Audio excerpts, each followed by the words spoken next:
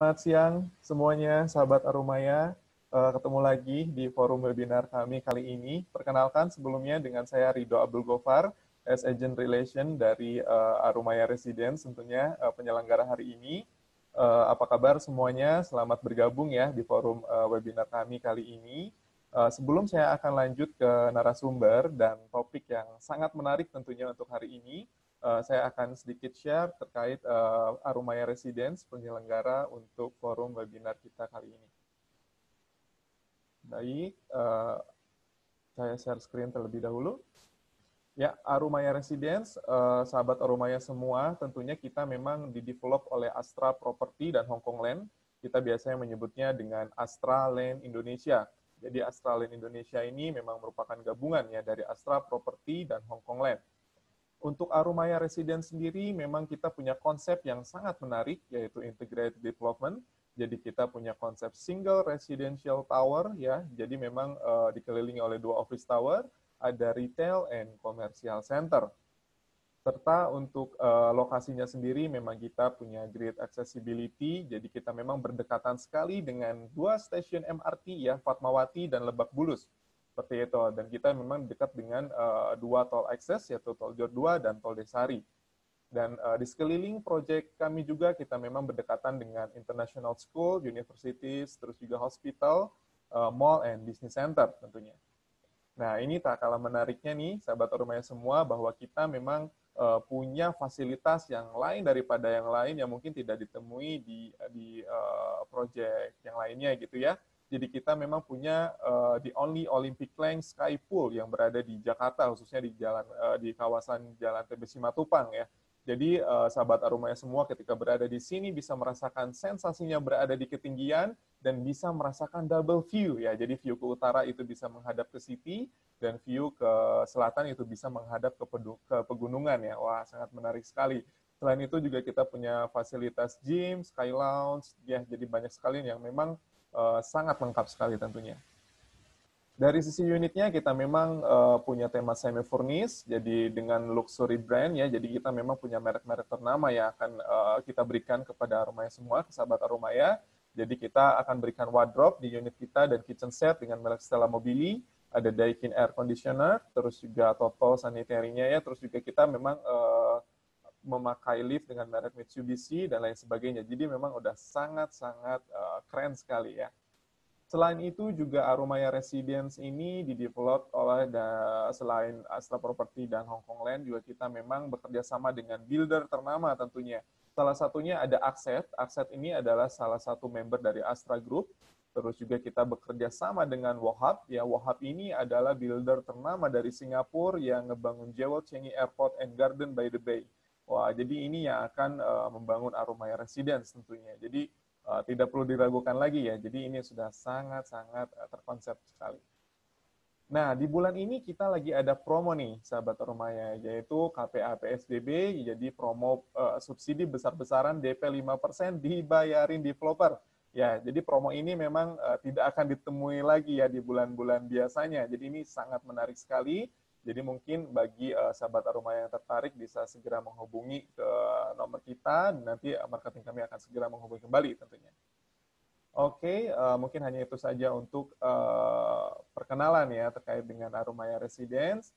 Tak lupa mungkin sebelum nanti saya akan lanjut ke narasumber kita, nanti kita akan ada promo nih ya, promo yang sangat menarik tentunya yang akan diberikan oleh Arumaya, terus juga akan diberikan oleh Nutrigenme ya, kita kolaborasi hari ini. Dan sebelum saya akan menyapa narasumber hari ini, nanti akan ada polling nih yang mesti diisi ini ya teman-teman sahabat Arumaya. Mungkin host bisa dibantu tampilkan pollingnya. Nah ini dia pollingnya. Mungkin saya akan bantu bacakan ya semuanya. Nomor 1 ini apakah Anda sudah pernah melakukan tes Nutrigenme ya sebelumnya? Bisa dijawab sudah pernah atau belum pernah gitu ya. Untuk poin nomor 2, apakah Anda pernah memeriksakan kadar vitamin D Anda dalam 1 tahun terakhir gitu ya? Bisa dijawab pernah ataupun tidak pernah. Dan poin nomor 3, apakah Anda melakukan olahraga rutin setiap hari? Bisa dijawab ya ataupun tidak. Oke, baik. Mungkin setelah ini juga nanti akan ada hadiah gitu ya yang sangat menarik tentunya. selain juga cashback nanti yang akan diberikan oleh Arumaya Residence ya. Nah, ini dia untuk tema kali ini, yaitu Stay Healthy and Fit in New Normal Era ya, with lifestyle based on your genetic, yang akan disampaikan ataupun di-share oleh narasumber yang sangat luar biasa, yaitu Dr. Amanda Dianki dari Nutrigenme by Kalbe tentunya ya. Nah, sekali lagi untuk promonya sendiri, ya ini bisa dilihat ya di sini ada nanti cashback dari Arumaya Residence sebesar 10 juta rupiah ya. Wow, cashback booking fee ya nanti akan berlaku hanya sampai hari Minggu ini. Jadi cepat-cepatan aja nih, jadi bisa menghubungi ke nomor yang tertera di sini.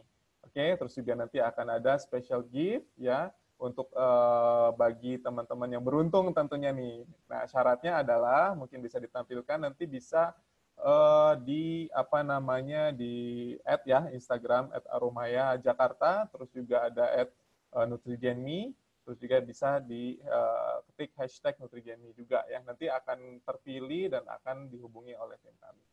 Oke, mungkin saya langsung sapa aja nih ke narasumber pada hari ini, Dr. Amanda. Halo dok, apa kabar? Mungkin bisa di-unmute dulu itunya, speakersnya. Halo Halo? Mas Rido, sorry. Ya, kedengeran nih. Ya lupa ya dok ya. Ya. Oke, apa kabar dokter Amanda? Baik, Alhamdulillah Wah, sehat. sehat selalu. Kayaknya kelihatannya segar sekali ya, bersemangat sekali tentunya ya hari ini ya. Oke, mungkin sahabat Aruma ya, tanpa berlama-lama lagi ya, nanti langsung saja waktu dan tempat kita persilahkan kepada Dokter Amanda untuk menyampaikan materi yang sangat menarik tentunya kita tunggu-tunggu semua untuk hari ini ya. Silahkan Dokter Amanda. Ya, terima kasih Mas Rido dan juga tim dari Arumaya. Selamat siang kepada seluruh peserta webinar kita di siang hari ini. Terima kasih sudah join di siang hari ini. Kita akan sedikit sharing pengetahuan tentang bagaimana sih cara meningkatkan imunitas kita di era new normal dengan menggunakan tes Nutrigenme. Nah, tadi sebelumnya saya sempat mendengar bahwa dari tim Arumaya mengadakan polling ya. Boleh dibantu kah? Apakah sudah ada hasil pollingnya? Oke, ini udah saya lihat di layar. Jadi hasil pollingnya adalah apakah Anda sudah pernah melakukan tes Nutrigenme sebelumnya? 100% menjawab belum pernah. Kemudian apakah Anda pernah memeriksa kadar vitamin D Anda dalam 1 tahun terakhir? Sebanyak 38% pernah dan 62% tidak pernah. Artinya masih lebih banyak yang belum pernah melakukan tes kadar vitamin D. Lalu apakah Anda melakukan olahraga rutin setiap hari? 77% tidak dan 23%-nya iya. Baik, kita akan coba bahas dari hasil slide saya ini. Bagaimana sih kaitan antara polling-polling tersebut dengan apa yang akan kita bahas hari ini ya. Nanti akan ada sesi tanya jawab. Tadi saya dengar, oke, mungkin sudah bisa terlihat. Saya boleh dibantu. Apakah sudah bisa terlihat di layar? Iya, terlihat dok. Aman. Oke, baik Mas Rido. Terima kasih. Jadi saya akan membahas tentang bagaimana meningkatkan imunitas dengan tes Nutrigenme di era new normal pandemi COVID-19 ini. Nah, ini sedikit dari CV saya. Intinya tadi saya lulusan dari Universitas Airlangga Surabaya, sudah cukup lama bergerak di klinik and hospital cukup lama. Lately 3 tahun terakhir saya banyak mendalami untuk hal genetik dan sehari-hari saya bekerja di bagian divisi Genme by Kalbe Pharma. Terakhir saya bulan April kemarin jadi speaker untuk Nutrigenme Workshop yang berkolaborasi dengan University of Toronto untuk dokter gizi klinik di Indonesia. Baik, ini saya akan jelaskan tentang situasi kita saat ini. Kalau bisa kita lihat di gambar ini ada gambar kereta dengan relnya dan ada beberapa tulisan. Jadi bisa dibayangkan bahwa keretanya itu adalah COVID-19 dan kemudian pemerintah sebagai pengendali kereta ini mau lewat rel yang sebelah mana. Kalau lewat rel yang sebelah kiri, maka yang dikorbankan adalah orang-orang, yang diselamatkan ekonomi. Sedangkan kalau ikut rel sebelah kanan, yang dikorbankan adalah ekonomi, yang diselamatkan adalah orang-orang. Sangat bingung dalam situasi seperti ini. Untunglah pemerintah bisa mengambil jalan tengah, yaitu yang disebut dengan new normal, di mana both people and economical itu bisa safe dan bisa berkembang dan berkolaborasi dengan baik. Nah, new normal ini apa sih sebetulnya? Intinya adalah kita diminta untuk beraktivitas lagi seperti biasa, seperti dulu pada saat sebelum terjadi pandemi COVID-19, tetapi dengan berbagai aturan baru. Aturan yang dulu kita anggap aneh, tapi sekarang mesti. Di mana kita mesti pakai masker, kemudian kalau di kantor sebisa mungkin berjauhan, jaraknya antara 1 sampai 2 meter. Bisa dilihat di belakang saya ini, teman-teman saya juga pada berjauh-jauhan duduknya. Kemudian pada saat berkendara dengan menggunakan fasilitas umum atau public transportation juga mesti dengan beberapa aturan tertentu. Nah, mungkin ada beberapa orang yang sedikit takut ya, bahwa memang yang kita hadapi ini adalah COVID-19 yang ukurannya super kecil, di mana kita nggak bisa ngelihat pakai mata dia ada di mana, tapi dia ada. Dan kita dituntut untuk bisa menjaga diri supaya enggak sampai terjangkit, dan kalaupun terjangkit enggak sampai menjadi parah. Nah, lalu apa yang harus kita persiapkan untuk menghadapi era new normal? Tentu yang satu-satunya yang bisa kita andalkan adalah imunitas kita. Nah, berbicara soal imunitas, itu tidak bisa kita langsung, oke, kalau gitu saya mau minum suplemen A, B, C, supaya imun saya meningkat. Karena banyak sekali faktor yang mempengaruhi imunitas kita. Saya coba gambarin di sini pakai yang warna-warna ungu ya. Jadi yang mempengaruhi imunitas kita adalah nutrisi yang pertama, kemudian olahraga, risiko penyakit, kemudian risiko inflamasi. Inflamasi itu artinya adalah peradangan, kemudian durasi tidur, dan juga suplementasi.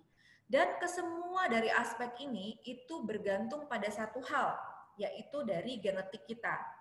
Genetik kita itu adalah sesuatu partikel yang sangat kecil yang ada di dalam badan kita, di mana dia berfungsi sangat besar. Dia mengatur segala hal, baik nutrisi, olahraga, kemudian respon kita terhadap berbagai makanan, kemudian bagaimana risiko penyakit dan juga risiko radang kita, serta bagaimana pola tidur dan juga healthy lifestyle, serta bagaimana kebutuhan suplementasi kita, semuanya diatur oleh yang namanya genetik kita.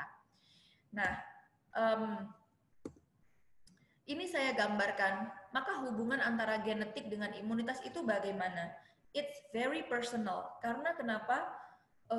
Kita bisa lihat di gambar ini ya, bahwa nutrisi dan olahraga yang sama ketika diberikan pada orang dengan tipe gen yang berbeda-beda, maka hasilnya akan berbeda-beda.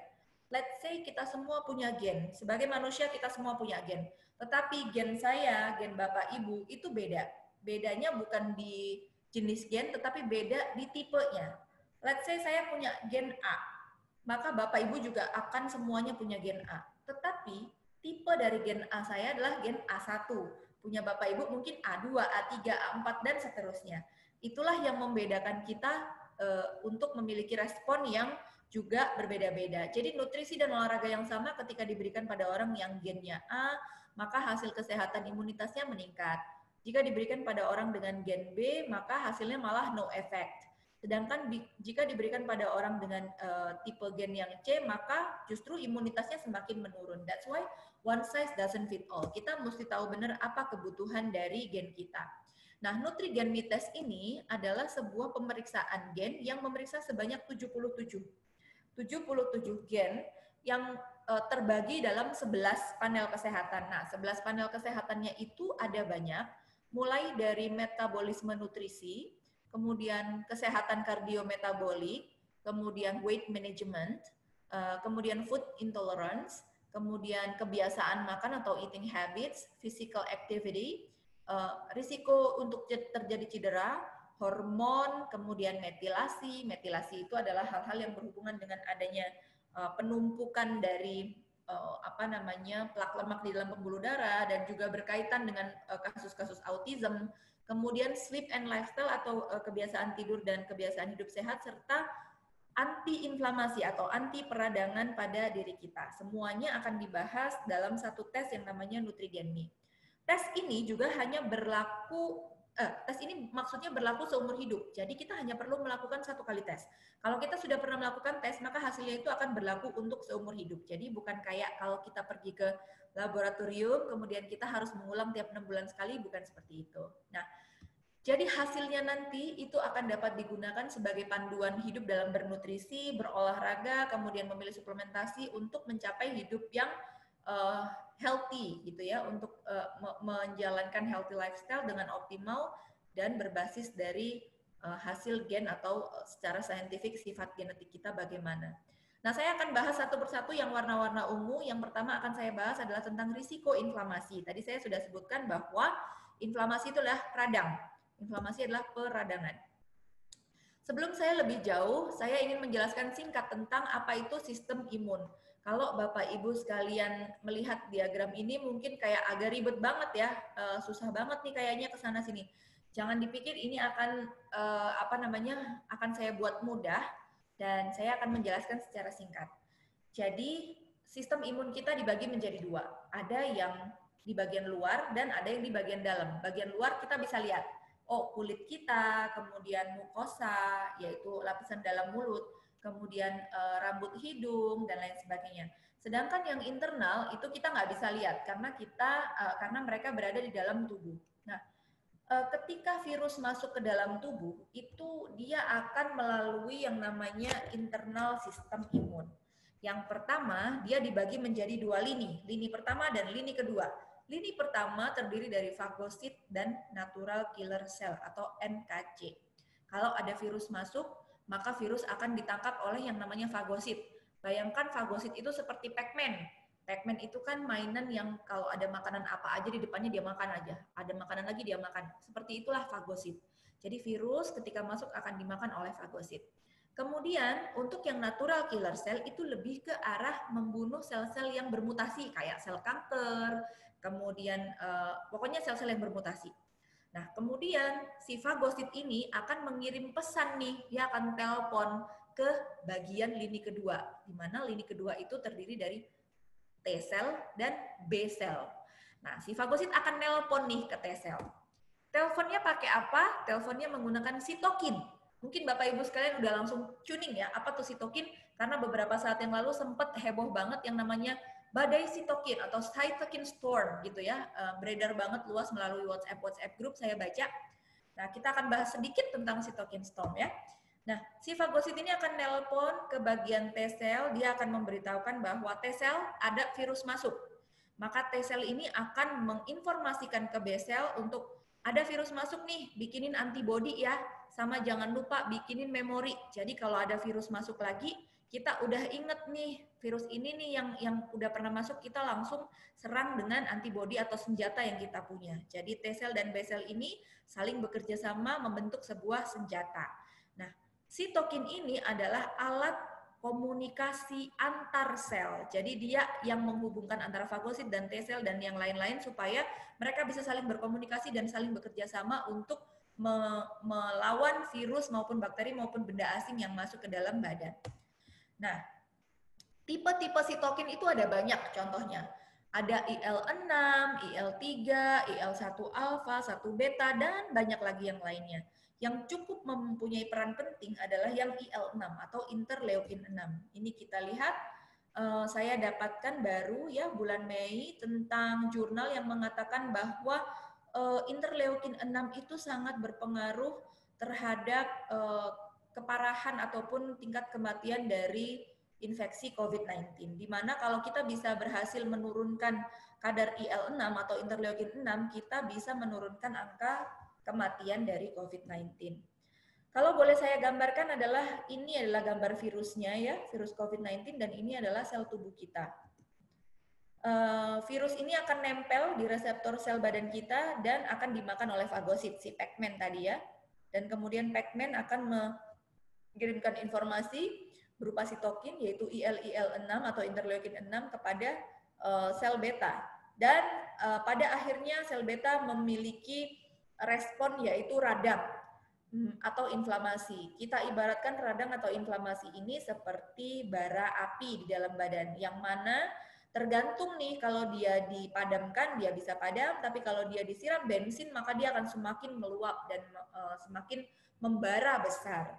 Nah, pada pemeriksaan nutrigen nih kita bisa melihat orang ini punya gen yang mengatur interleukin 6 atau IL6-nya itu bagaimana.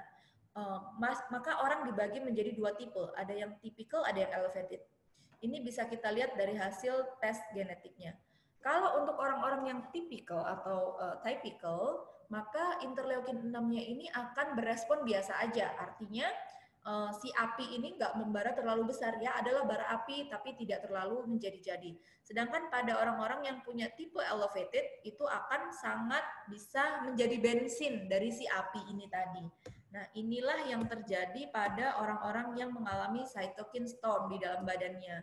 Jadi, ketika tipe gennya adalah yang elevated pada interleukin 6-nya, maka dia akan sangat mudah sekali mengalami peradangan hebat ataupun cytokine storm di dalam badannya, dan itu berdampak pada terjadinya keparahan ataupun kematian pada penderita COVID-19. Nah, lalu bagaimana cara mencegah dan menurunkan inflamasi? Faktornya juga banyak. Ada obat-obatan, nutrisi, dan juga gaya hidup yang harus diatur atau dipertahankan.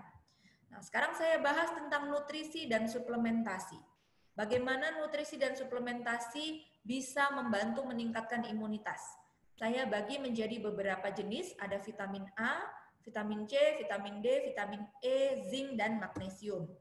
Kita tahu bahwa peran vitamin A itu selain untuk kesehatan mata, dia juga baik untuk kesehatan reproduksi dan juga imunitas, ya, terutama untuk imunitas saluran cerna. Dan kita bisa lihat bahwa sumber makanan yang mengandung vitamin A itu ada dua macam. Ada yang berasal dari hewan, ada yang berasal dari tumbuhan. Karena biasanya kalau saya tanya sama pasien, Ibu tahu nggak sumber vitamin A itu apa? Oh tahu dok, wortel. Pasti jawabnya wortel. Karena dari kecil kita diajarin bahwa sumber vitamin A adalah wortel paling gampang, ya. Nah, sedangkan sebetulnya ada banyak nih sumber vitamin A. Wortel itu adalah yang berasal dari tumbuhan. Kita sebutnya beta karoten. Sedangkan yang berasal dari hewan kita sebutnya retinol. Nah, bagaimana seseorang bisa merespon beta karoten atau si wortel ataupun vitamin A yang dari wortel tadi? Vitamin A masuk ke dalam badan kita melalui makanan tidak serta-merta langsung menjadi aktif. Dia perlu diaktifkan dulu oleh berbagai alur, ya, atau berbagai alur metabolisme. Nah, yang mengatur alur tadi itu adalah gen-gen kita. Kita bisa lihat di sini, gen yang mengatur vitamin A beta karoten itu adalah gen BCMO1. Di mana gen BCMO1 ini punya berbagai tipe, ada tipe GG, GA, dan juga AA. Pada orang-orang yang punya variasi GG, itu dia tidak optimal dalam mengkonversi si beta karoten menjadi vitamin A yang aktif. Akibatnya, semakin banyak dia mengkonsumsi vitamin A dari tumbuhan, bukannya vitamin A yang makin naik, justru kulitnya makin kuning-kuning. Karena si beta karoten tadi numpuk di dalam jaringan kulit, karena dia tidak bisa diaktifkan menjadi vitamin A. Nah, ini kita bisa lihat grafiknya, ya. Lihat pada orang-orang yang punya tipe GG, dia akan cenderung banget kekurangan vitamin A dibandingkan orang-orang yang punya tipe GA ataupun AA. Nah, dari hasil tes NutriGenMe nanti kita bisa tahu kita memiliki jenis vitamin atau kita memiliki jenis tipe gen vitamin A yang mana. Karena pada orang-orang yang punya tipe GG itu sangat dianjurkan untuk memenuhi kebutuhan vitamin A-nya itu berasal dari hewan. Seperti ini kita lihat, ya, ini adalah hasil contoh dari pemeriksaan NutriGenMe milik saya. Jadi nanti Bapak Ibu akan menerima majalah, ya, yang isinya adalah seperti ini. Majalah itu isinya profil genetik kita sebanyak 77 yang kita bisa gunakan seumur hidup. Nah, ini hasil punya saya adalah elevated, jadi artinya saya tidak baik dalam mengaktifkan vitamin A, which is berarti kadar vitamin A di dalam tubuh saya cenderung gampang kekurangan. Nah, rekomendasinya adalah saya harus mengkonsumsi yang berasal dari sumber hewani, seperti dari ikan kembung, dari tuna, dari goat cheese, dan lain sebagainya. Supaya kadar vitamin A saya bisa meningkat dan imunitas saya juga bisa baik. Nah, sekarang kita bahas tentang vitamin C. Kita udah tahu, ya, bahwa beberapa studi membuktikan Pemberian vitamin C dosis tinggi pada pasien yang mengalami gangguan sindroma gangguan pernafasan akut itu sangat efektif untuk menekan reaksi radang akibat infeksi virus, dan hal ini juga digunakan untuk menangani pasien-pasien COVID ya yang ada di rumah sakit. Nah, sekali lagi bahwa fakta gen vitamin C setiap orang berbeda. Kita lihat ada yang punya tipe gen yang mengatur vitamin C itu DEL, ada yang punya tipe gen yang mengatur vitamin C-nya itu INS. Bedanya apa? Orang yang memiliki tipe gen deletion atau DEL itu kurang baik dalam menyerap vitamin C di saluran cernanya, sehingga lebih cenderung mengalami defisiensi ataupun kekurangan vitamin C di dalam tubuhnya. Nah, ini lagi-lagi saya tunjukkan hasil dari pemeriksaan gen saya ya. Alhamdulillah sih saya typical ya, jadi penyerapan vitamin C saya di saluran cerna baik, sehingga saya cukup memenuhi kebutuhan 90 mg per hari saja. Kecuali kalau saya lagi flu atau saya lagi sakit, baru saya akan memenuhi lebih dari itu, sekitar 500 mg per hari ya. Tapi kalau lagi sehat, untuk saya bisa optimal, imunitas saya bisa terjaga, saya cukup memenuhi 90 mg per hari aja. Nah, apa yang terjadi kalau orangnya itu nggak typical hasilnya elevated, maka dosisnya akan beda lagi nih. Supaya dia bisa optimal imunitasnya, dia harus memenuhi lebih dari 90 mg misalkan. Nah, ini saya punya data di Indonesia itu, sebanyak 2 dari 5 orang itu memiliki gen vitamin C yang elevated ya, artinya mudah sekali kekurangan vitamin C atau penyerapan vitamin C di dalam tubuhnya kurang baik. Nah, Bapak Ibu yang mana kita mesti cek dulu.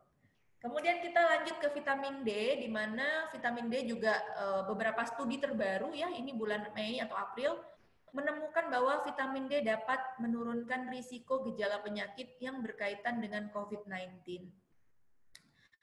Kita bisa lihat di grafik ini, Bapak Ibu sekalian, ini saya dapat dari hasil seminar beberapa ahli gizi di Europe ya, bahwa ternyata kadar vitamin D seseorang itu memiliki korelasi tinggi dengan kerentanan untuk terkena COVID-19. Kita lihat di sini negara-negara di Eropa.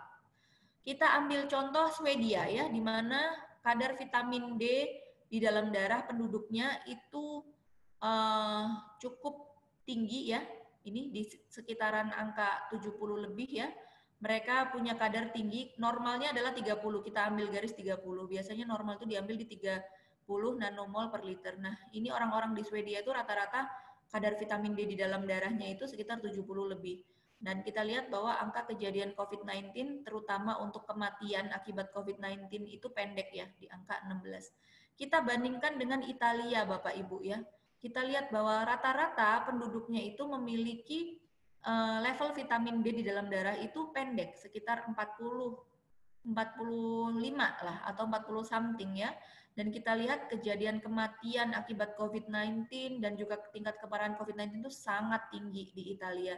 Dan juga di beberapa negara lainnya. Jadi grafik ini sangat berkorelasi antara kadar vitamin D di dalam tubuh kita dengan kejadian ataupun tingkat keparahan COVID-19, infeksi COVID-19. Nah, tadi berkaitan dengan pollingnya ya, apakah Bapak Ibu sudah pernah melakukan kadar vitamin D? Kalau belum, saya sarankan segera cek.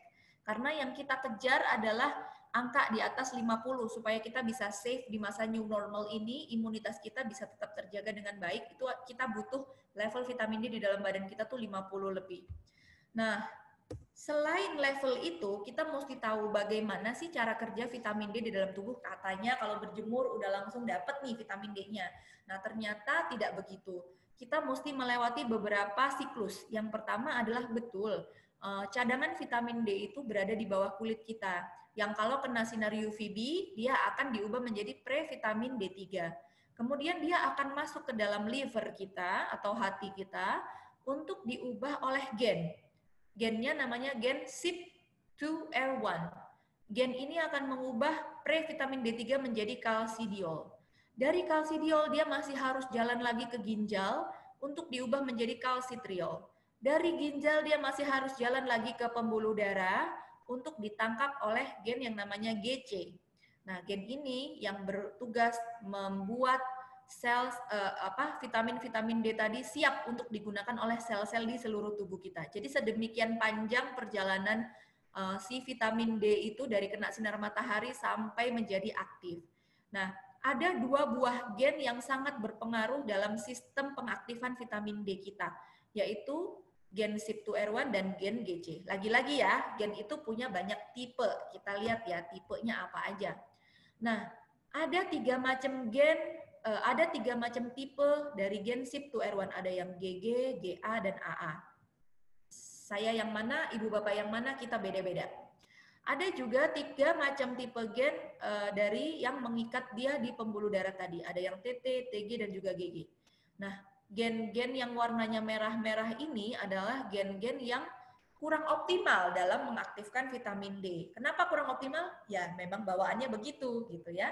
Sehingga orang-orang yang punya tipe dari gen ini itu mudah sekali kekurangan vitamin D di dalam tubuhnya. Berjemur pun itu masih kurang efektif untuk dia bisa meningkatkan level vitamin D di dalam darahnya. Sehingga apa yang diperlukan? Nah, kita lihat dulu grafiknya ya. Jadi grafiknya kita lihat orang-orang yang memiliki gen GA atau GG tadi ya mudah sekali kekurangan vitamin D. Ini adalah risiko kekurangan vitamin D. Yang ini juga risiko kekurangan vitamin D. Kita lihat bahwa orang-orang yang punya gen GG dari hasil penelitiannya menunjukkan bahwa mereka rentan sekali kekurangan vitamin D. Sebanyak 6 dari 7 orang Indonesia itu memiliki gen yang kurang bagus dan kurang optimal dalam mengaktifasi vitamin D. That's why sebetulnya untuk orang-orang yang seperti ini, seperti saya ini, elevated gennya, itu tidak cukup hanya dengan berjemur matahari. Saya butuh suplementasi vitamin D. Kenapa? Karena suplementasi vitamin D itu dia langsung bentuk aktif. Jadi dia nggak melalui tahapan-tahapan tadi, tapi dia sudah langsung ready digunakan oleh sel. Nah, saya butuh untuk memaintenance level vitamin D di dalam tubuh saya itu, saya butuh konsumsi 1000 unit per hari. Tapi ini tergantung dari kondisi saya saat ini. Misalnya kondisi darah saya menunjukkan bahwa level vitamin D saya pendek, berada di sekitar 20. Maka bisa saja saya butuh dosis sampai dengan 5000. Nah, dosis-dosis ini bergantung dari bagaimana kondisi kita saat ini. Tetapi dengan kita mengetahui gen kita itu bersifat seperti milik saya ini, elevated, kita nggak bisa melepas begitu saja suplementasi vitamin D. Kita harus paling enggak memenuhi 1000 unit ini per hari. Jadi boleh dari suplementasi, boleh juga ditambah dari berjemur, boleh juga ditambah dari berbagai macam makanan. Nah, di dalam hasil reportnya nanti akan ditunjukkan makanan-makanan apa saja yang mengandung vitamin D, vitamin A, dan lain-lain. Itu semua lengkap ada di dalam reportnya. Nah, yang berperan juga adalah vitamin E ya dalam imunitas kita. Tetapi kita mesti berhati-hati sekali dengan suplementasi vitamin E. Karena setelah diikuti selama lebih dari 10 tahun, penelitian membuktikan bahwa tidak semua orang cocok mengkonsumsi suplementasi vitamin E. Ada orang-orang yang memiliki tipe gen ketika dia mengkonsumsi suplementasi vitamin E dosis tinggi dalam jangka waktu lama, justru risiko kanker mereka meningkat.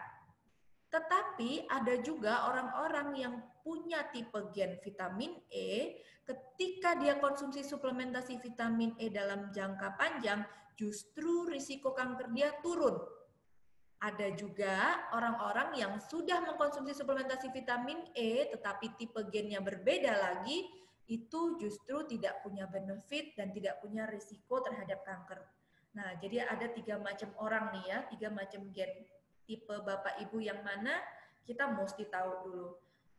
Punya saya kebetulan adalah yang hurufnya GA.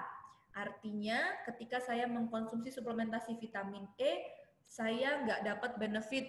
Artinya saya nggak bisa menekan risiko kanker saya. Tapi saya juga nggak mempunyai bahaya untuk meningkatkan risiko kanker saya. Istilahnya so-so, no benefit, no risk. Nah, jadi untuk saya boleh-boleh aja konsumsi suplementasi vitamin E, tapi lebih dianjurkan konsumsi sumber vitamin E yang alami, seperti almond, kemudian alpukat, telur, dan lain-lain. Untuk orang-orang yang punya risiko tinggi, maka sangat tidak dianjurkan untuk konsumsi suplementasi vitamin E. Seperti itu. Nah, selanjutnya adalah zinc dan magnesium, tidak kalah pentingnya karena mereka bisa membantu menghambat replikasi dari virus ketika dia sudah masuk ke dalam badan kita. Ini adalah hasil jurnal yang saya temukan ya, terbaru, jurnal kedokteran mengatakan bahwa zinc itu bisa menghambat replikasi ataupun pembelahan virus di dalam tubuh. Nah, lagi-lagi zinc itu sumbernya apa? Ini saya udah ada gambarnya. Terserah deh Bapak Ibu mau makan yang mana ya. Ada jamur, almond, bayam, kemudian kerang, udang, dan lain-lain. Ini adalah sumber zinc. Dosis yang diperlukan adalah pada pria itu sekitar 11 mg per hari, pada wanita sekitar 8 mg per hari, pada anak-anak tergantung usia, ada yang butuh 1-3 mg per hari, untuk anak usia 4-8 tahun sekitar 5 mg per hari. Nah, ada tipe gen terhadap zinc atau ada beberapa tipe gen yang memiliki respon berbeda terhadap pemberian zinc. Ada yang gampang banget naik, ada yang cenderung kekurangan. Nah, untuk orang-orang yang cenderung kekurangan, seperti orang yang memiliki tipe gen AC dan AA pada gen zinc ini, dia sangat mudah kekurangan zinc di dalam tubuhnya. Oleh karena itu dia harus memenuhi zincnya itu dari banyak sumber makanan atau dari suplementasi supaya imunitasnya bisa tetap terjaga. Magnesium juga begitu. Magnesium itu menyebabkan kerja sel imun jadi kurang optimal kalau kita kekurangan ya. Jadi kita harus pastikan kita cukup magnesium, bisa didapat dari pisang, dari chia seed, dari yogurt, dari kedelai, dari alpukat, dan lain-lain. Tetapi kita juga mesti tahu tipe gen kita. Kalau memang kita merupakan tipe gen yang mudah sekali kekurangan magnesium, maka kita harus memenuhinya dari sumber makanan ataupun dari suplementasi yang lebih banyak daripada orang-orang yang tidak mudah untuk kekurangan magnesium. Selanjutnya yang saya akan bahas adalah tentang risiko penyakit ya. Kita tuh mesti tahu apa sih risiko penyakit kita, dan itu bisa kita ketahui dari melakukan tes Nutrigenme ini. Bapak Ibu sekalian, kita bisa lihat ya di gambar ini ada dua orang Mahmud nih, mamah-mamah muda nih ya, lagi nongkrong minum kopi, tapi mereka beda banget nih. Yang satu punya tipe gen fast metabolizer, yang satu punya tipe gen slow metabolizer terhadap kafein. Bedanya apa? Jadi bedanya adalah untuk orang-orang yang fast metabolizer, ketika kafein masuk ke dalam badan, akan cepat di metabolisme, cepat diurai, dan cepat dibuang. That's it. Tapi untuk orang-orang yang slow metabolizer, ketika ada kafein masuk ke dalam badannya, dia lambat nih. Dia lambat untuk merespon, lambat untuk metabolisme, lambat untuk membuang. Akhirnya adalah efek kafein di dalam tubuh itu berkepanjangan. Nah, setelah dilakukan penelitian, efeknya tidak cukup baik. Bapak Ibu sekalian tahu, dulu saya itu orang yang enggak minum kopi. Tapi karena dibilang kopi itu bisa membakar lemak, bisa meningkatkan kerja jantung, bisa meningkatkan kesehatan tubuh, maka saya mulai minum kopi nih. Nggak tanggung-tanggung ya, saya minum 5 cangkir sehari sekaligus ya, supaya lebih baik gitu performanya. Tetapi setelah saya belajar genetik, saya kaget banget karena tipe saya adalah tipe yang slow metabolizer. Kalau saya konsumsi lebih dari 4 cangkir atau 2 cangkir, bukan 4 ya, saya mengkonsumsi lebih dari 2 cangkir kafein aja per hari, maka risiko saya untuk kena heart attack itu naik sampai 53%. Ini hasil penelitian yang dilakukan oleh Prof. Ahmed El-Sohaimi dan kawan-kawan dari University of Toronto di Kanada. Mereka mengikuti selama 10 tahun. Saya kaget luar biasa. What? Maksud saya sehat, tapi kenapa jadi begini? Untungnya saya bisa tahu lebih cepat sehingga saya langsung mengurangi konsumsi kafein saya potong jadi tinggal 2 cup per hari atau kurang. Karena sumber kafein kan banyak ya, ada yang dari kopi, dari teh, dan lain-lain. Karena ternyata untuk orang-orang seperti saya yang tipenya slow metabolizer, itu risiko untuk kena heart attack-nya nggak main-main, jauh meningkat hingga 20 hingga 50% ya, 50% lebih atau 2 kali lipatnya. Nah, tetapi untuk orang-orang yang fast metabolizer ternyata tidak jauh berbeda, mau dia mengkonsumsi 1 cup, 2 cup, 3 cup, 4 cup, ya risiko dia hanya segitu-gitu aja. Nah, itulah salah satu keuntungan untuk kita melakukan tes Nutrigenme ini, kita bisa tahu bagaimana risiko penyakit kita. Sehingga kalau kita tahu risiko penyakit kita, kita bisa memprevensi ataupun mencegah supaya imun kita bisa bekerja dengan optimal. Karena kalau sudah ada underlying disease seperti darah tinggi, diabetes mellitus, dan lain-lain. Kita tahu ya bahwa saudara-saudara kita yang terinfeksi dengan sangat parah COVID-19 itu adalah saudara-saudara kita yang punya underlying disease ya, seperti diabetes mellitus, punya hipertensi, punya kolesterol, dan lain-lain. Oleh karena itu kita sebaiknya tahu dulu risiko kita bagaimana. Nah, kita juga bisa melihat risiko untuk terkena diabetes mellitus. Ada 4 panel yang memeriksa gen yang memiliki peran terhadap terjadinya diabetes mellitus. Ini nanti juga kita bisa melihat bagaimana tipe-tipe gen kita. Nah, ada juga yang gen yang memeriksa tentang kolesterol baik. Jadi kolesterol kan ada 2 ya, ada kolesterol baik dan kolesterol jahat. Nah, seringkali orang itu merasa kesulitan dalam meningkatkan kolesterol baiknya. Nah, ini dari pemeriksaan gen ini kita bisa mengetahui nih, cara yang paling tepat untuk kita bisa meningkatkan kolesterol baik itu dengan apa? Apakah dengan mengatur pola makan dan meningkatkan omega 3 atau dengan meningkatkan aktivitas. Nah, ini kita bisa lihat ya contoh yang ada di gambar ini punya yang ini punya saya. Kebetulan saya justru responnya sangat baik dengan olahraga. Jadi ketika saya melakukan olahraga yang lebih dari yang dianjurkan oleh WHO, yaitu lebih dari 150 menit per minggu untuk kardio dan lebih dari 2 hari per minggu untuk latihan otot, maka kolesterol baik saya bisa meningkat dengan cepat.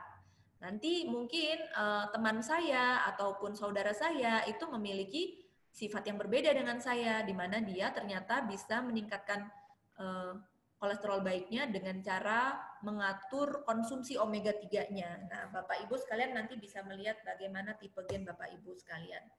Olahraga juga tidak kalah pentingnya ya. Pemerintah kita juga selalu mengingatkan ya saat ini, tolong olahraga dengan teratur agar imunitasnya optimal, agar sistem imunnya baik, agar kita siap menghadapi new normal. Nah, namun demikian, lagi-lagi kembali ke genetik, kita punya 2 tipe orang yang berbeda ya. Jadi ada orang yang responnya terhadap olahraga itu keren, oke banget. Jadi setelah melakukan olahraga dia merasa feel fresh, feel so happy, feel so energized. Tapi ada orang-orang yang setelah melakukan olahraga justru dia feeling so tired, so pokoknya miserable. Ada yang seperti itu. Nah, itu kita bisa lihat dari tipe gen mereka. Tipe gennya yang bagaimana itu kita bisa lihat. Kita juga bisa melihat olahraga apa sih yang sebenarnya efektif untuk saya.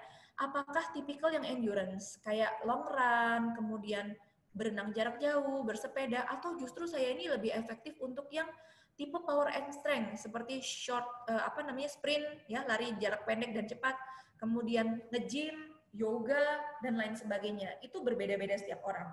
Nah, nanti kita akan bisa tahu tipe mana yang lebih efektif untuk kita, sehingga kita nggak wasting time ya untuk melakukan olahraga, tapi kita fokus ke apa yang tubuh kita butuhkan, yang mana yang cocok dengan gen kita, seperti itu. Nah, ini saya kasih contoh ya Bapak Ibu, untuk gen yang untuk gen yang merespon ini, olahraga angkat beban, atau olahraga nge-gym, atau olahraga pembesaran otot, atau latihan otot. Kita lihat, ada 3 tipe orang. Ada yang TT, TC, dan CC. Untuk yang TT, sebelum dilakukan training, dia mampu mengangkat beban sekitar 1.250 lah ya katakan. Tetapi setelah dia dilakukan post training, justru kemampuan dia menurun nih. Nah, ini yang nggak baik untuk dilakukan olahraga-olahraga semacam mengangkat beban dan lain sebagainya. Karena memang gennya tidak cocok. Dia justru akan semakin merusak otot-ototnya. Tetapi untuk orang-orang yang memiliki gen TC dan CC berbeda. Pre-training dan post-trainingnya sangat berbeda. Mereka justru semakin meningkat kemampuannya setelah dilakukan training. Nah, orang-orang yang seperti inilah yang dikatakan cocok untuk melakukan olahraga seperti olahraga beban. Jadi kita tipe yang mana kita mesti tahu ya. Nah, ini saya rangkum 11 panel kesehatan yang bisa dilakukan, bisa diketahui dengan melakukan tes nutrigeni ya, tes genetik. Antara lain adalah metabolisme nutrisi, tidak terbatas hanya vitamin A, C, D, dan E yang saya bahas tadi, tetapi dia juga bisa melihat bagaimana folat, bagaimana zat besi, kalsium, bagaimana kolin, bagaimana zat pati, semua dilihat. Kemudian kesehatan kardiometabolik tidak hanya kafein dan juga omega 6 dan 3 yang dilihat, tetapi juga bagaimana sodium. Sodium ini dia mengkaitkan dengan konsumsi sodium ataupun natrium ya, seperti garam, kemudian pengawet. Natrium itu kan sebenarnya banyak juga di makanan pengawet, makanan instan, makanan yang frozen food, biasanya banyak ditambahkan natrium. Nah, untuk orang-orang yang gennya tidak bagus terhadap sodium dan natrium, itu risiko dia untuk kena darah tinggi sudah sangat tinggi, lebih dari 50%. Makanya orang mesti hati-hati banget. Kemudian juga bisa dilihat bagaimana respon terhadap total kolesterol, LDL-nya, trigliseridnya, dan semua ini dilihat dari sisi genetiknya. Jadi dari sisi blueprint-nya, bagaimana sebenarnya sifat aslinya. Gampang nggak sih kena kolesterol, gampang nggak sih kena LDL, gampang nggak sih kena gula, dan lain sebagainya, itu bisa dilihat. Kemudian juga bisa mengatur bagaimana berat badan bisa dikendalikan dengan baik. Kita tahu ya Bapak Ibu bahwa obesitas juga merupakan salah satu faktor risiko keparahan dari infeksi COVID-19. Kenapa? Karena si virus ini, virus COVID-19 ini dia suka nempel ke sel lemak.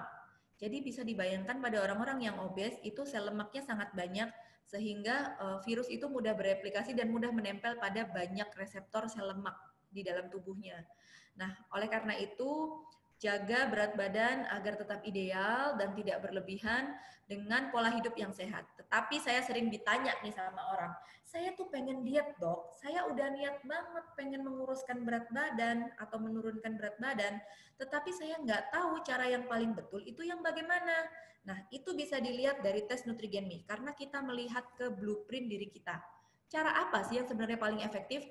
Ada orang-orang yang ternyata mudah menurunkan lingkar perut dan BMI-nya justru dengan mengkonsumsi protein sangat tinggi. Ada. Tapi ada juga orang-orang yang ternyata lebih cocok mengkonsumsi olive oil, kemudian sunflower oil, canola oil lebih banyak, itu justru dia semakin cepat kurus, semakin cepat menurunkan berat badan, dan semakin cepat menurunkan kadar lemak di dalam tubuhnya. Tetapi ada juga orang-orang yang justru responnya sangat baik dengan melakukan olahraga, tapi ada juga yang enggak. Nah, kita nanti bisa tahu cara mana yang paling efektif untuk kita bisa menjaga berat badan kita tetap ideal dengan melakukan tes ini. Nah, kita juga bisa melihat bagaimana intoleransi kita terhadap makanan-makanan ya, terutama laktosa dan gluten. Apakah kita ini intoleran terhadap laktosa dan gluten? Kalau iya, maka kita harus berhati-hati, kita harus segera mengurangi. Karena kalau tidak, risiko penyakit yang kita dapatkan lebih besar. Kita juga bisa melihat bagaimana secara genetik kebiasaan makan kita. Kita tuh sebenarnya orang yang suka gula nggak sih? Kita orang yang suka nyemil nggak sih? Kita orang yang suka lapar nggak sih? Dan lain sebagainya. Kita bisa lihat di situ. Kita juga bisa melihat bagaimana risiko kita untuk terjadi cedera ya dalam hal berolahraga. Ini sangat menarik bagi orang-orang yang memang antusias terhadap olahraga atau semacam recreational athletes. Mereka akan sangat pengen tahu gimana cara meningkatkan performance untuk berolahraga dengan baik dan tepat. Nah, ini adalah salah satu jawabannya. Kemudian saya sudah sedikit bahas ya bagaimana kita melihat inflamasi atau peradangan di dalam badan kita. Kita tipe orang yang gampang inflamasi atau enggak? Kemudian bagaimana gaya hidup ataupun tidur kita, apakah kita orang yang secara genetik itu mudah sekali terganggu tidurnya atau tidak. Hormon juga dilihat karena bagaimanapun hormon yang berlebihan itu akan menjadi radikal bebas di dalam badannya, itu sangat berbahaya. Itu bisa dilihat di sini apakah kita kecenderungan orang yang secara genetik mudah menumpuk hormon atau tidak. Kemudian metilasi itu kaitannya dengan penumpukan plak lemak di dalam pembuluh darah dan juga autism. Kemudian kecemasan juga kita bisa dilihat apakah kita orang yang mudah cemas atau tidak ketika mengkonsumsi kafein. Nah, cara kerjanya cukup mudah ya untuk tes Nutrigen Me ini hanya dengan menggunakan saliva atau air liur. Nanti akan ada kitnya. Bapak Ibu sekalian akan diminta untuk meludah. Nah, dari situ kita akan analisis. Dari hasil salivanya kita akan hitung jumlah DNA-nya dengan menggunakan alat tertentu di laboratorium. Dan jangan khawatir, laboratoriumnya ini adalah laboratorium yang sudah cukup terstandarisasi secara internasional. Kemudian nanti hasilnya sekitar 30 hari akan keluar reportnya. Reportnya itu berupa majalah gitu yang lumayan tebal. Dan itu isinya adalah profil genetik kita yang berlaku seumur hidup. Dan nanti akan dibacakan oleh dokter spesialis gizi klinis ataupun ahli gizi untuk menginterpretasikan hasil dari tes Bapak Ibu sekalian. Ini itu sifatnya bagaimana. dan sekaligus membuatkan meal plan. Makanan yang baik itu yang bagaimana, yang optimal yang bagaimana, yang efektif yang bagaimana. Sebagai contohnya seperti tadi, oh Bapak Ibu ini lebih baik mengkonsumsi ikan tuna ketimbang wortel. Seperti itu ya salah satu contohnya. Tapi nanti akan ada banyak banget nih contoh-contoh makanan yang terkait dengan hasil tes Nutrigenmi. Jadi kesimpulan saya adalah bahwa nutrigenomics ataupun nutrigenmi itu adalah sebuah tes yang digunakan untuk menentukan mengapa sih individu ini memiliki respon yang berbeda-beda terhadap makanan dan minuman yang sama, suplementasi yang sama. Mereka punya respon yang berbeda-beda. Lalu bisa juga membantu kita menentukan bagaimana sih cara yang optimal agar kita bisa meningkatkan kesehatan kita supaya gaya hidup sehat kita bisa optimal dan supaya lebih-lebih lagi di era new normal ini imunitas kita bisa tetap berada di levelan yang aman.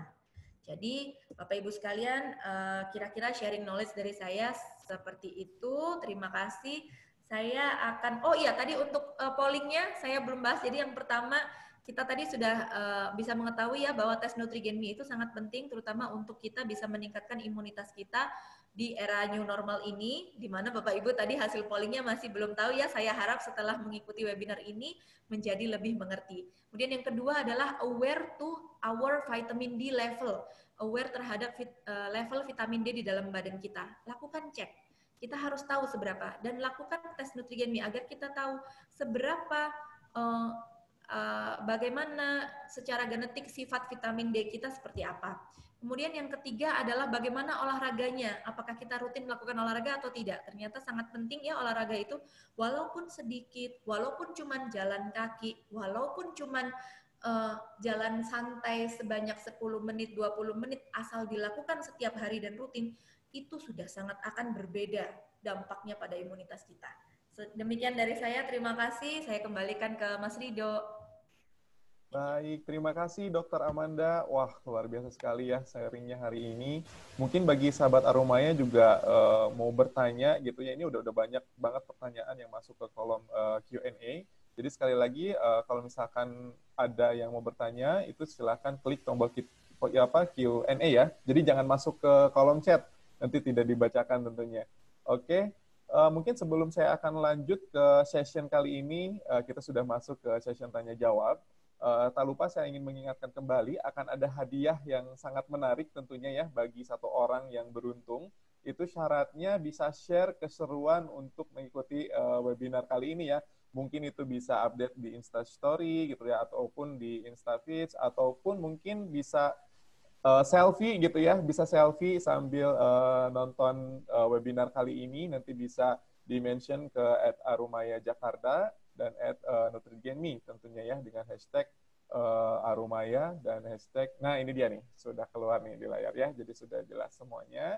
Nanti akan ada satu orang yang beruntung tentunya yang akan di-announcement nanti di IG Arumaya Jakarta.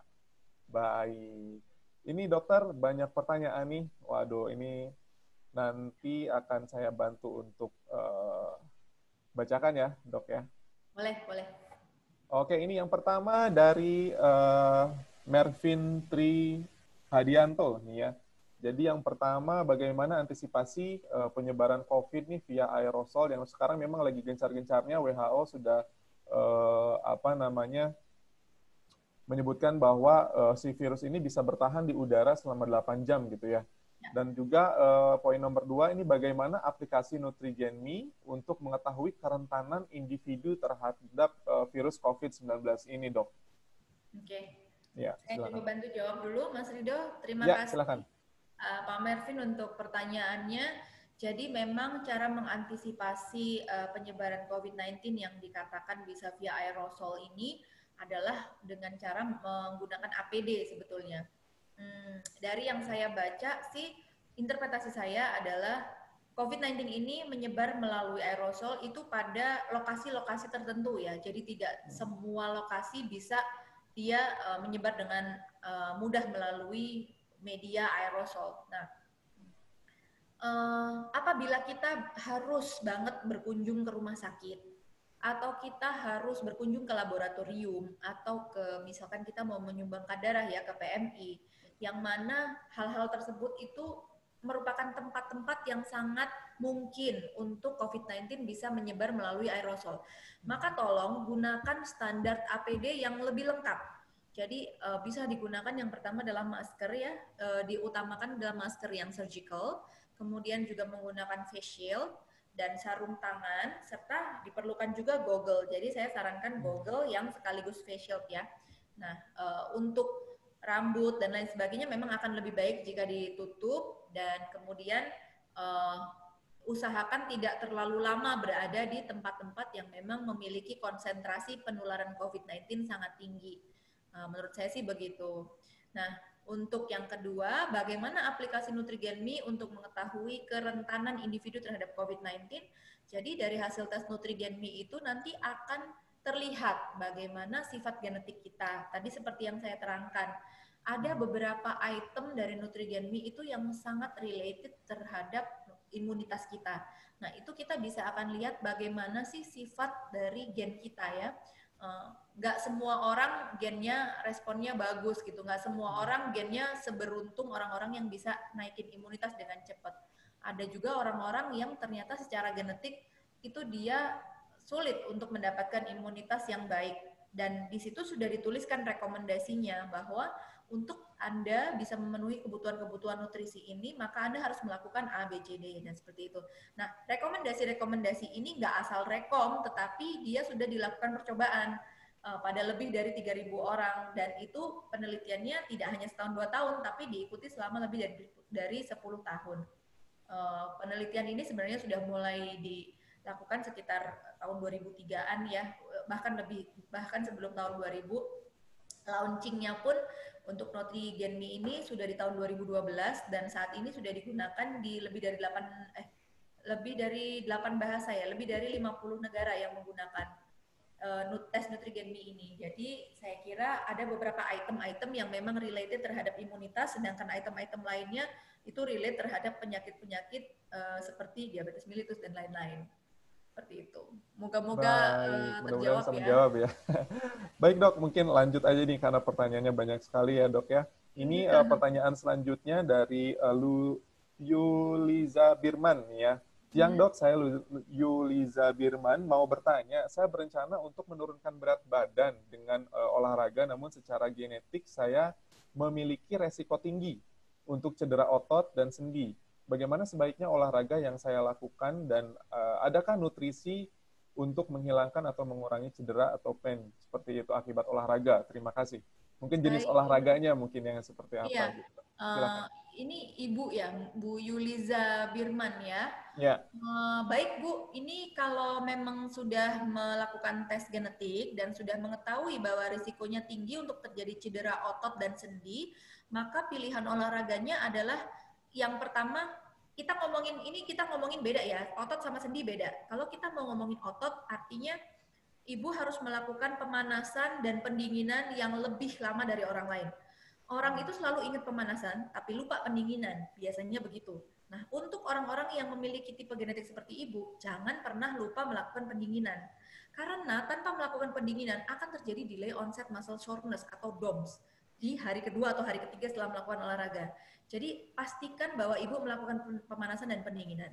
Kemudian yang kedua, pastikan melakukan latihannya itu bertahap. Jadi jangan misalnya abis vakum nih seminggu 2 minggu nggak olahraga sama sekali terus tiba-tiba mau olahraga terus langsung level berat, jangan kayak gitu. Jadi pelan-pelan, lakukan bertahap. Misalnya hari ini segini dulu, nanti 2 hari lagi seberapa dan lain sebagainya. Jangan langsung kaget. Itu untuk melindungi cedera otot. Yang kedua tentang sendi. Bagaimana kalau sendinya mudah cedera?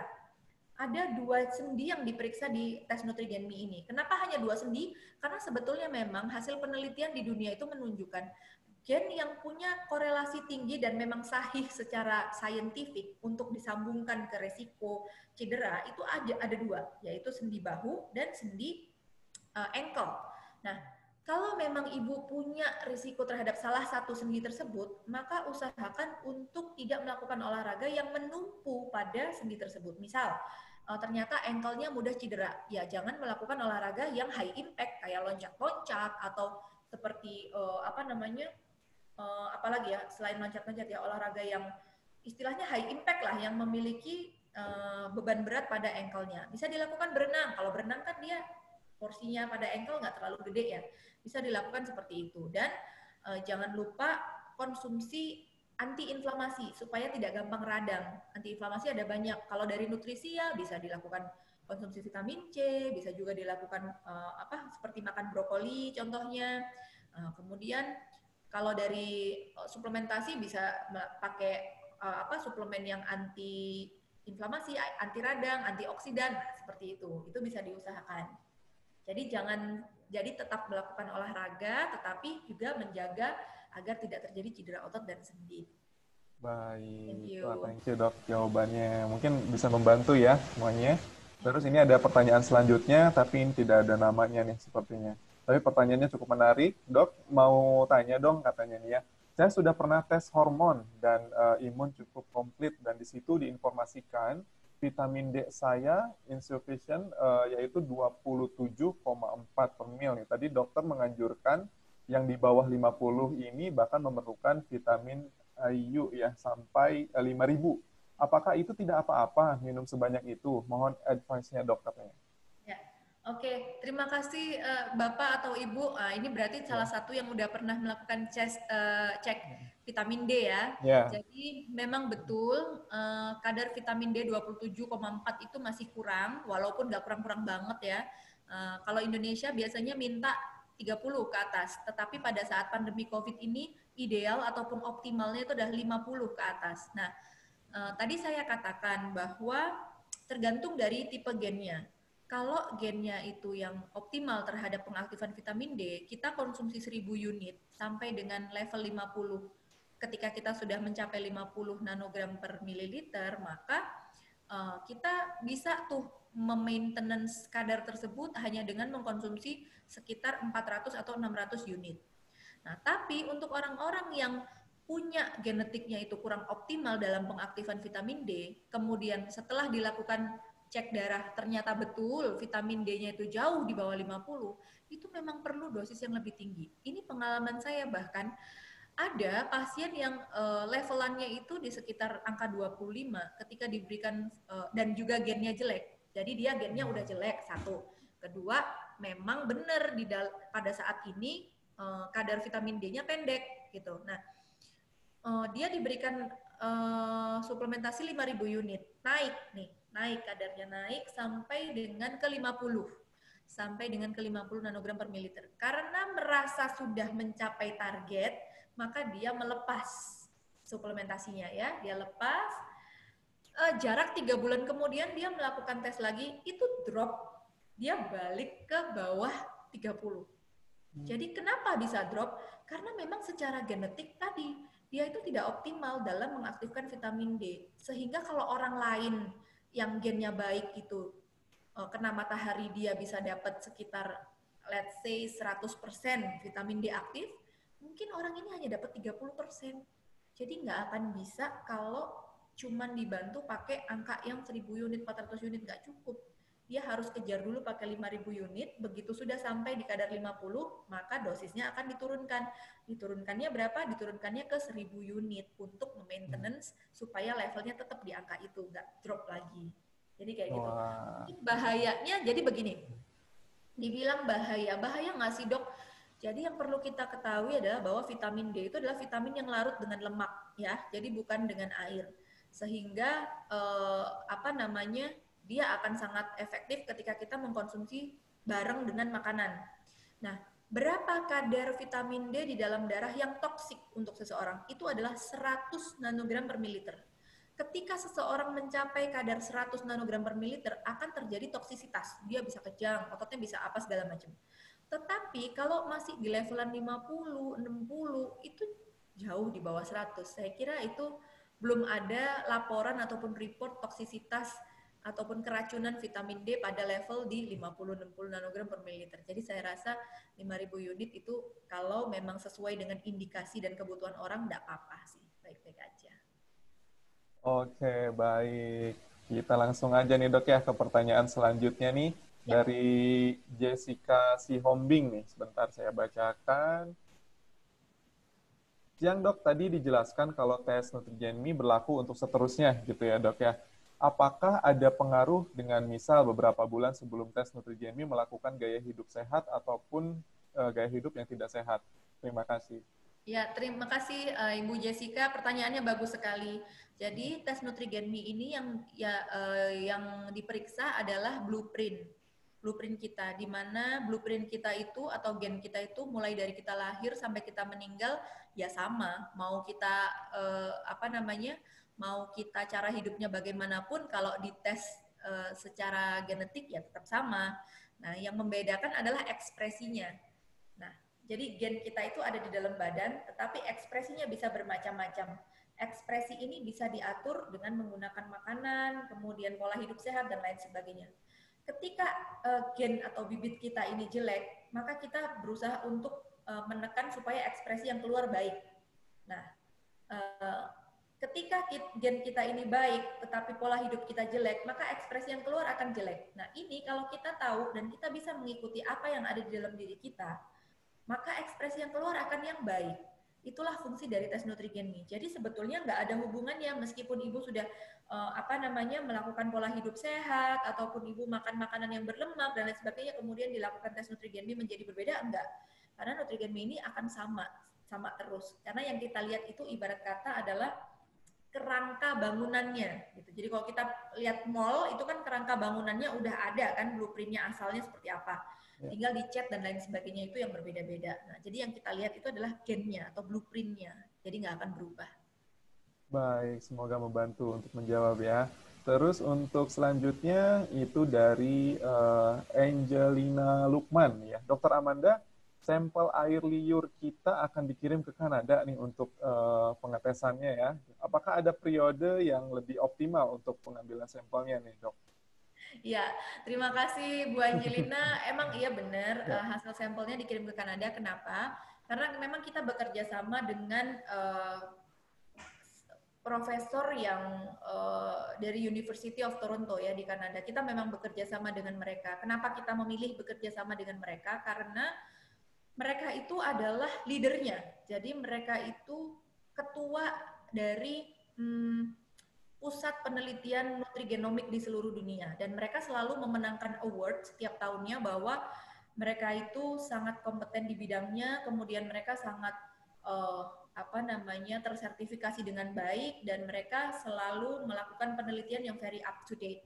Nah, kita memang kirim ke sana karena laboratorium mereka itu menggunakan alat yang sensitivitasnya cukup tinggi, sehingga sedikit saja sampel yang ada di dalam tabung yang kita kolek tadi itu sudah bisa terbaca, dan alat itu kebetulan memang belum ada nih di Indonesia, dan kita memang sengaja bekerja sama dengan para ahli yang sangat kompeten di bidangnya supaya tidak terjadi supaya tidak terjadi salah dalam menginterpretasikan gen gitu. Jadi memang kalau berurusan dengan pemeriksaan gen itu, saya rasa yang perlu kita tahu pertama adalah providernya dulu, apakah dia cukup baik, punya nama di internasional dan tidak. Yang kedua adalah siapa peneliti di baliknya.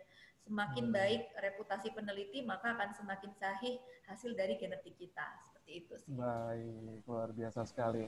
Pertanyaan selanjutnya, Dok, mau tanya, ini tesnya hanya sampelnya dari air liur saja, apakah tidak bisa melalui darah gitu untuk tesnya? Ya, gimana, tadi sudah saya jawab ya.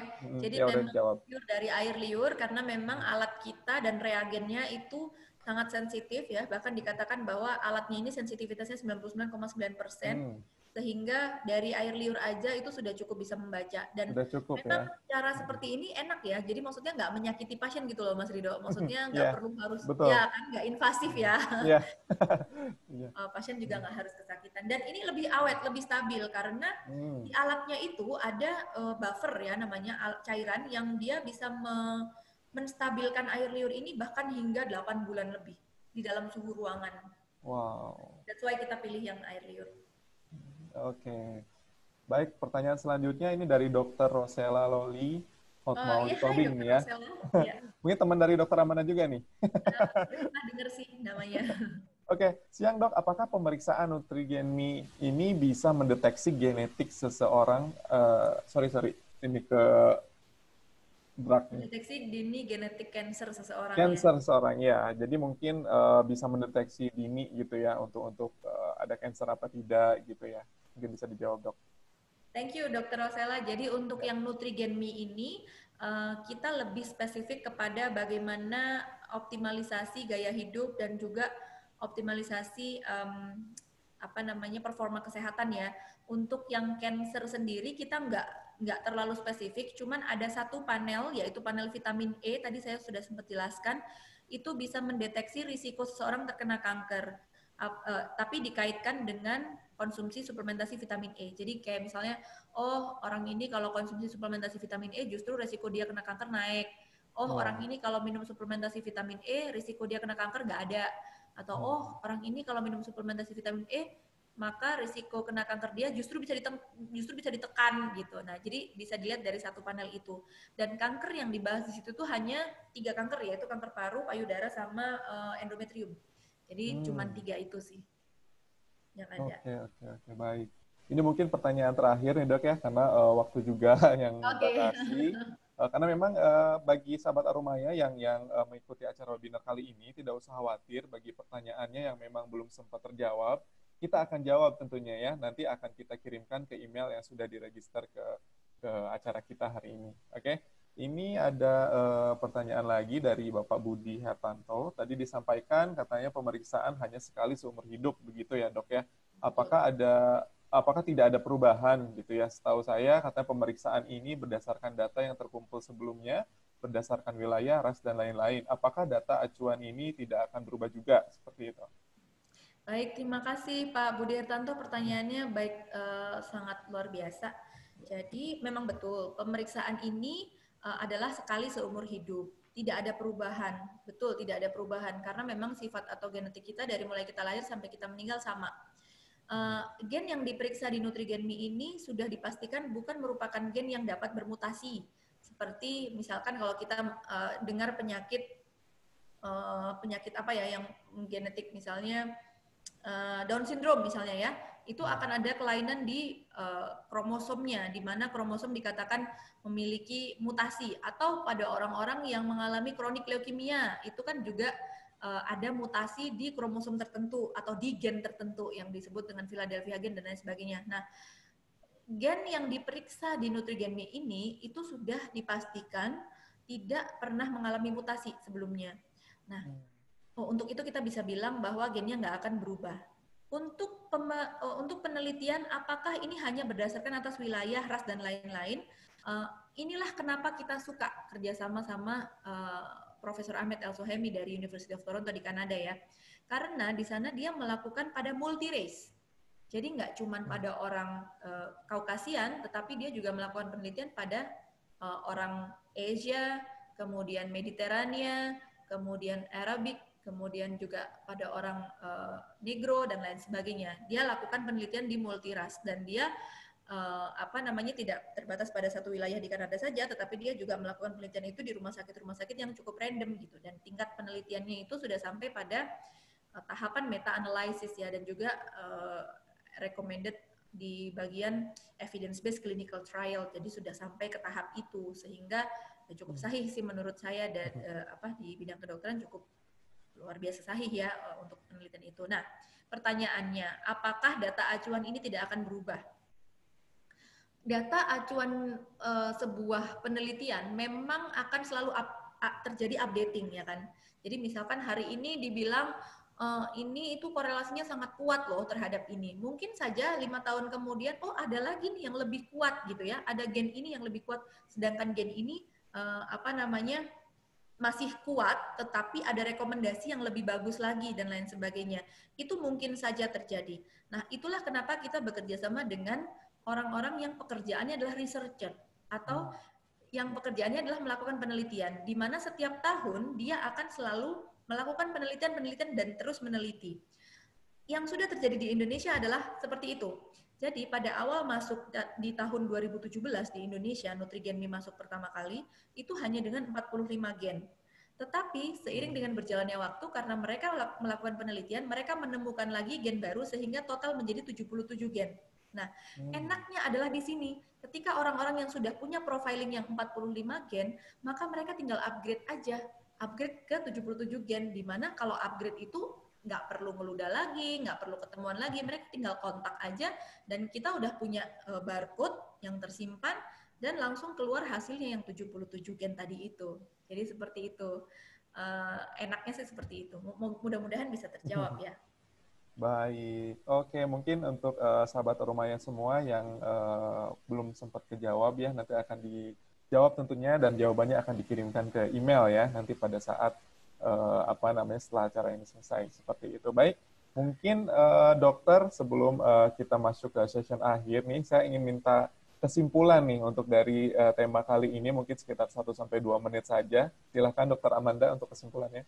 Ya, jadi untuk kesimpulannya balik dengan judulnya ya, bagaimana kita bisa efektif meningkatkan imunitas kita di era new normal, di mana kita mau nggak mau, kita mesti keluar, kita mesti beraktivitas, kita mesti ketemu orang.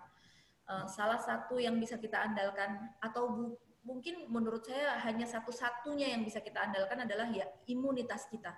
Please, tingkatkan imunitas kita. Kita mesti care, benar-benar sangat peduli terhadap imunitas kita. Tadi saya sudah jelaskan bagaimana cara-cara meningkatkan imunitas, ada sangat banyak ya. Bapak Ibu boleh silakan melakukan saran-saran yang saya lakukan, boleh dengan meningkatkan konsumsi nutrisi, dan akan lebih tepat dan lebih efektif lagi ketika memang melakukan tes Nutrigenmi supaya kita bisa lihat detail seperti apa dan kita bisa punya cara yang efektif karena Anda akan dibantu oleh healthcare professional, dalam hal ini adalah dokter spesialis gizi klinis ataupun ahli gizi yang akan memandu Anda yang memang mereka pakar dalam hal nutrisi, olahraga, dan juga suplementasi. Baik, luar biasa Dokter Amanda. Terima kasih ya untuk sharingnya kali ini, materinya sangat luar biasa sekali. Baik, setelah ini nanti perkenalkan juga, nanti ada Pak Kevin dari Nutrigenmi, baik Kalbe tentunya yang akan menginfokan ya, kalau misalkan mau tesnya kemana gitu ya, terus juga ada promo apa, mungkin saya akan persilahkan langsung ke Pak Kevin. Silakan Pak Kevin. Halo. Iya, selamat sore sahabat Arumaya. Terima kasih Mas Rido kesempatannya dan tim Arumaya atas kesempatannya bagi Nutrigenmi. Nah, tadi kan sudah dijelaskan oleh Dr. Amanda mengenai tes Nutrigenmi, yaitu tes untuk mengetahui kebutuhan nutrisi kita berdasarkan genetik. Nah, untuk sahabat Arumaya, kita ada promo spesial nih untuk tes Nutrigenmi.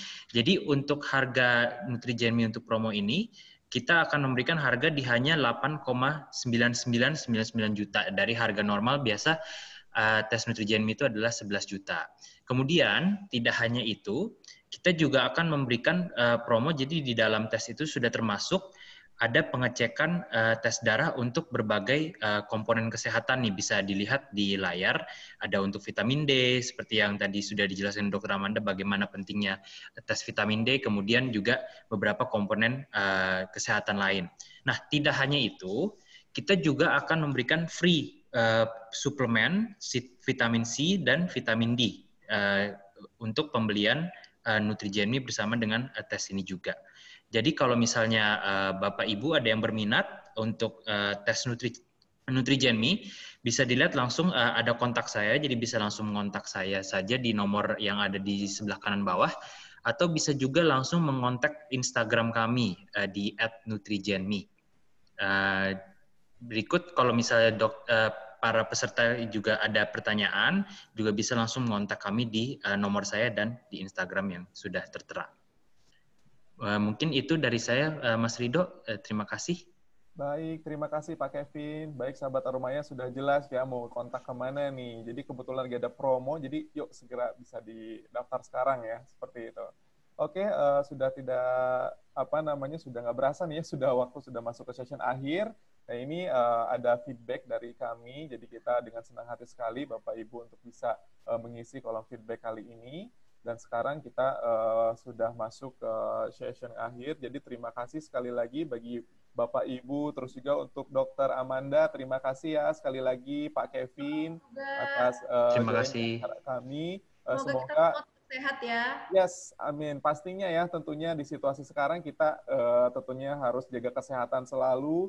Jangan lupa pakai masker ya kalau keluar, terus juga tetap jaga imunitas kita ya tentunya. Cuci tangan juga ya, cuci tangan juga tentunya ini harus sesering mungkin ya cuci tangan agar terhindar dari virus-virus yang berbahaya tentunya. Baik, sekali lagi terima kasih buat semuanya. Semoga sharing webinar kami kali ini sangat bermanfaat buat semuanya. Terus juga nanti sampai ketemu lagi di forum webinar kami selanjutnya, tentunya persembahan dari Arumaya Residence. Terima kasih semuanya, sampai jumpa. Thank you, sampai jumpa semuanya.